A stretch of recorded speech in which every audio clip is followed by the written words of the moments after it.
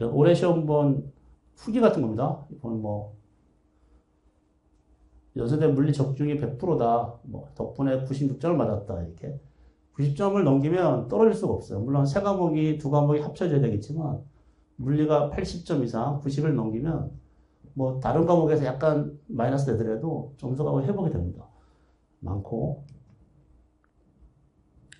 이번에 시험 보고 나서 오는 카톡 같은 거 제가 정리해 본 거예요, 이렇게. 가장 최근 거. 그러니까 시험 끝나자마자, 이런 거 보여드리기 위해서 개인적으로 좀 쑥스럽긴 한데, 그냥 보세요, 이거. 요거, 고대 시험 마지막 시험이랑 뭐 똑같다. 쌤 거 베낀 것 같다라든가, 그다음 뭐 이런 거 쭉 이렇게 다 그런 식입니다, 다. 그리고 어떤 친구는 자기가 공부한 걸 이렇게 찍어서 요거가 똑같은 답이 나왔다. 너무 잘 풀었다. 뭐 이런 식으로 쭉 있고. 적중이 대박이다. 어떤 친구는 PDF로 막 이런 거 자기가 이게 시험 문제가 공개가 안 돼서 오자마자 자기가 썼나 봐요. 이렇게 손에다가. 그래서 이렇게 나왔다고 알려주려고 PDF로 저한테 보내준 친구도 있고. 뭐, 물리 잘 따라가면 수업 잘 따고 정말 쉬운 시험이었다. 이렇게. 제 생각에는 모든 시험이 쉽진 않거든요. 근데 공부하면 쉬워지는 거예요. 이렇게. 그래서 어떻게 준비하고 어떤 코스를 따라가고 그 방향을 잘 잡으면 아까도 얘기했지만 최근에 모든 친구들이 물리에 대한 경험이 없다. 80% 이상이 비전공입니다. 전혀 없는데 불구하고 합격하는 점수까지 오를 수 있으니까 자, 또 좀 지나가 볼게요. 요거는 이제 그 현장에서 보면 밴드라고 해서 이렇게 저희들끼리 뭔가 카페 같은 게 있거든요. 거기서 동영상도 이렇게 복습 같은 거 쏴주고 이러는데 제가 이거 연습회 끝나고 나서 여기도 한번 제가 채점해보고 점수 올려봐라 했었습니다. 여기다가. 그 공간에 40, 50명 있는데, 물론 잘 본 친구들만 채점했겠죠. 자기가 스스로. 65명 정도가 이게 찍었는데, 90, 100점 사이가 22명, 뭐, 80, 90이 118명 이렇게.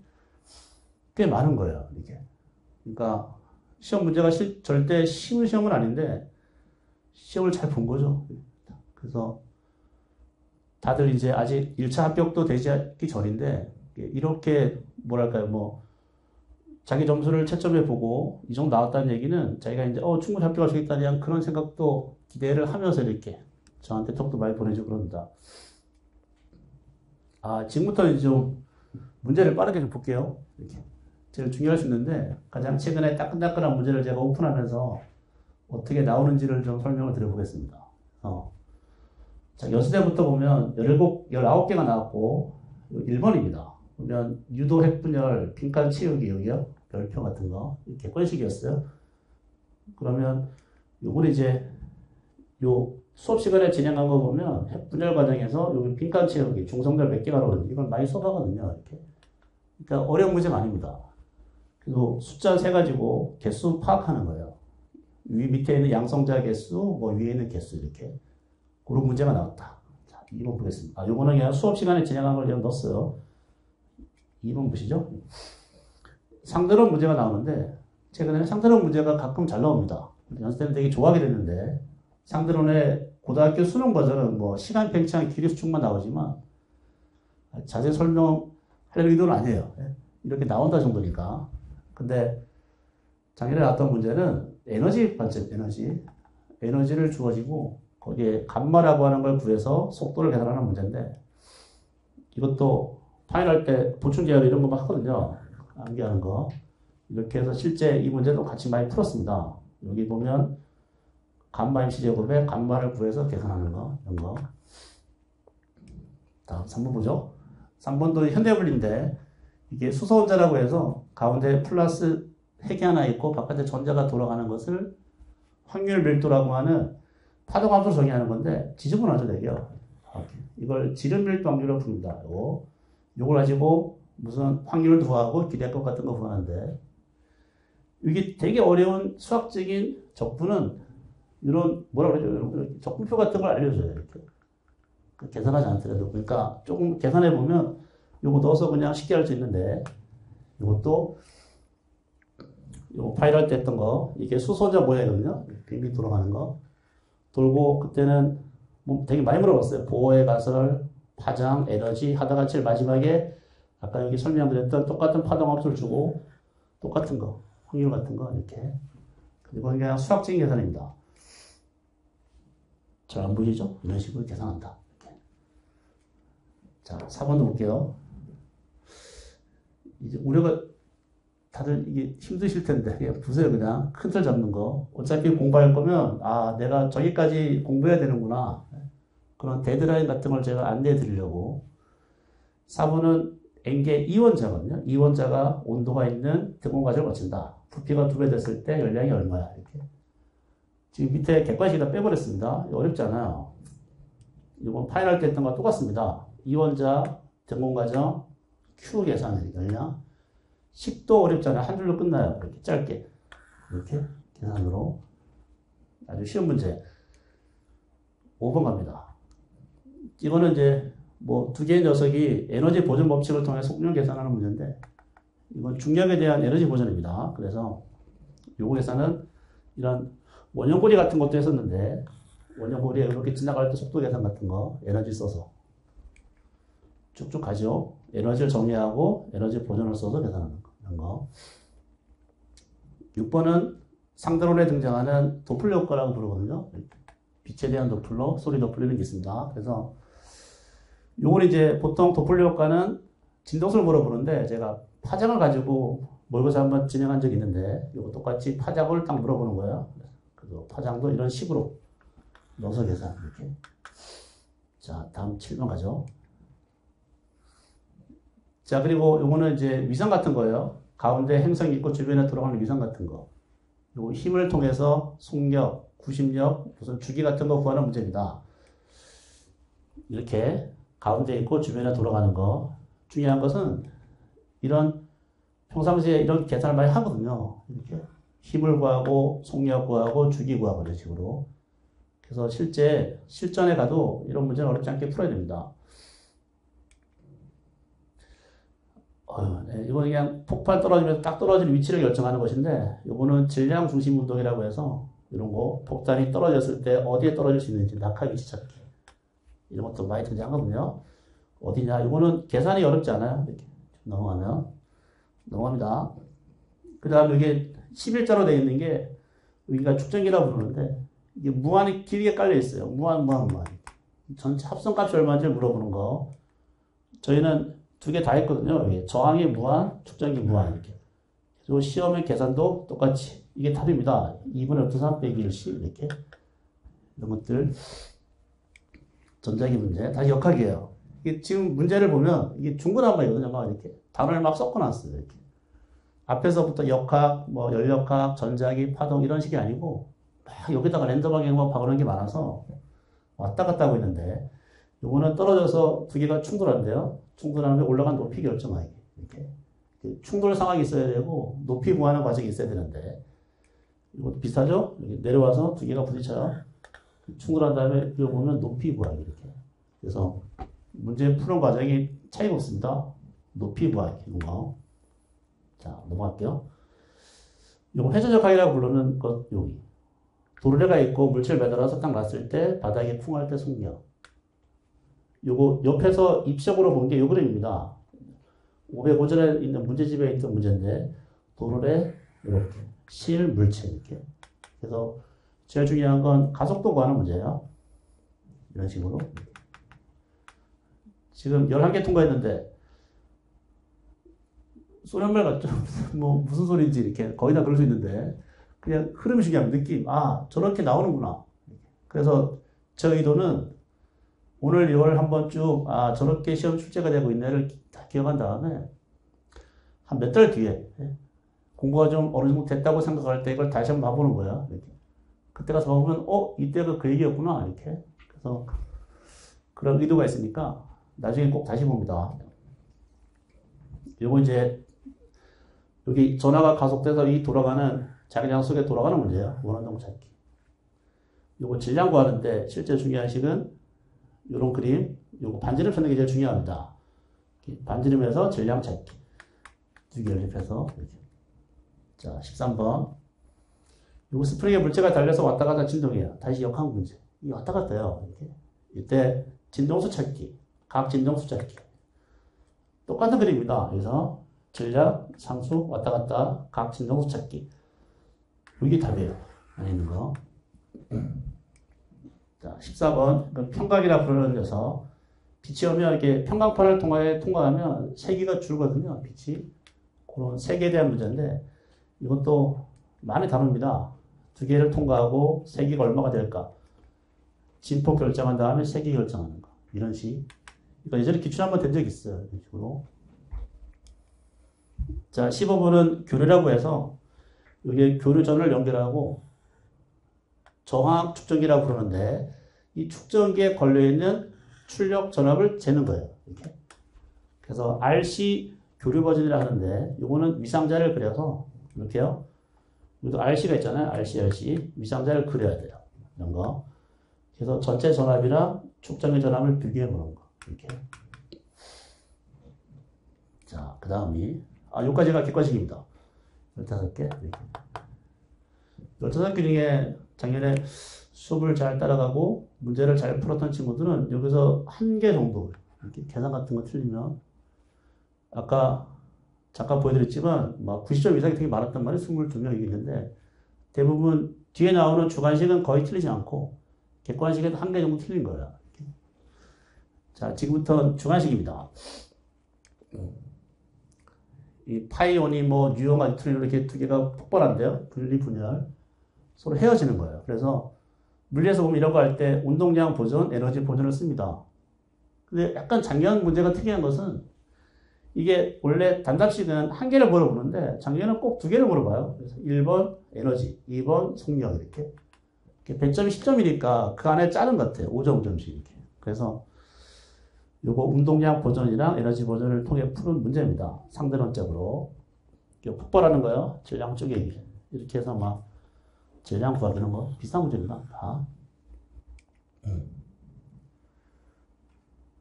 자, 이것도 17번 문제는 이게 우물이에요. 3차 우물이라는데 양자각적인 무한 우물 안에서 파동함 찾고 에너지 찾는 것이에요. 그래서 이것도 파인할 때 요 LX, LY, ALZ라는 우물 안에 에너지가 어떻게 조사되는지 풀어야 돼요. 이렇게 잔뜩 지저분하게. 이렇게. 그래서 요것도 문제가 두 개가 있는 거예요. 여기 보면 에너지 상태하고 에너지를 찾는 거. 두 개. 근데 이게 막 갑자기 딱 튕겨나온 문제가 아니고 밑밥을 깔아요. 한 2년 전인가 3년, 1년 전인가 비슷한 문제를 한번 내요. 이렇게. 그리고 그보다 약간 어려워진 거예요. 조금씩. 그래서 기출문제를 잘 분석하는 건 되게 중요해요. 되게 비싸게 되기 때문에. 자, 18번은 원판을 이렇게 진동시키는 거예요. 그때 요 거리를 다르게 하면서 진동시킬 때 그때 진동하는 각 진동수가 최대가 되는 X 찾기 이게 있는데 이거는 똑같은 그림에 파이널에 했던 똑같은 답입니다. 루트 2분의 1이에요. 이렇게. 아까 후기 봤지만 친구들이 이런 주관식 문제가 나오면 풀잖아요. 이렇게 계산으로. 근데 제가 막판에도 막 이런 얘기 많이 합니다. 풀지 마라 이런 거. 답이 항상 뭐다라고 이렇게. 그러면 답은 항상 루트 2분의 1이 답이에요. 원판 같은 경우에. 뭐 막대기는 루트 12분의 1이 답이고 이렇게. 그런 게 몇 가지 있어요. 그러니까 미리 계산해 놓고 응용이 안 되는 것들은 머릿속에 넣자라고 했는데 이것도 뭐 몇 초 만에 답을 찍고 나오는 거예요. 이렇게.